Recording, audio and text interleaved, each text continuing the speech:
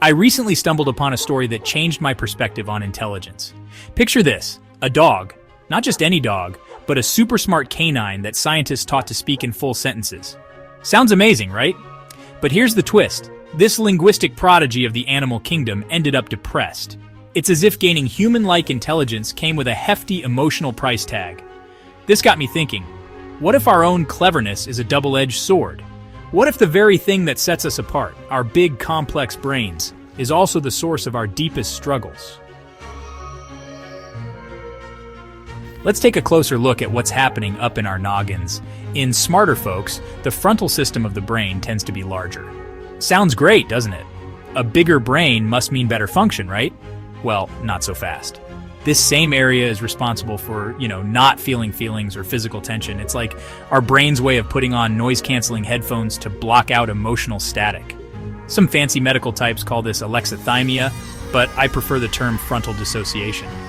It's like our brain is throwing a party, but forgot to invite our emotions. The result? We become these walking, talking, problem-solving machines, but with all the emotional awareness of a toaster. Now let's circle back to our furry friend, the talking dog.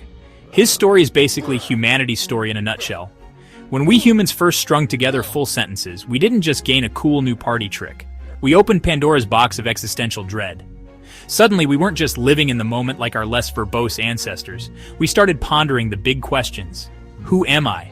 What is my body? What is life? And with these questions came the three horsemen of the existential apocalypse: fear of failure, fear of abandonment, and fear of change, illness, or death. It's like we bit into the apple of knowledge and got kicked out of the Garden of Eden, aka living blissfully in the present.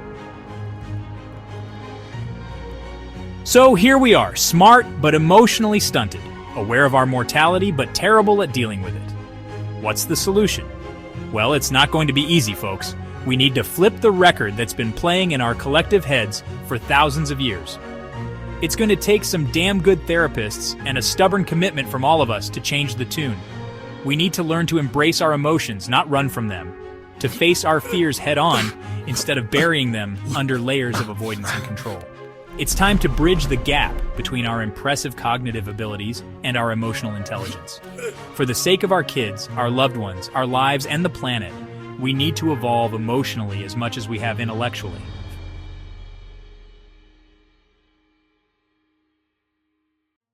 As we wrap up this journey through the paradoxes of human intelligence, I want to leave you with a thought.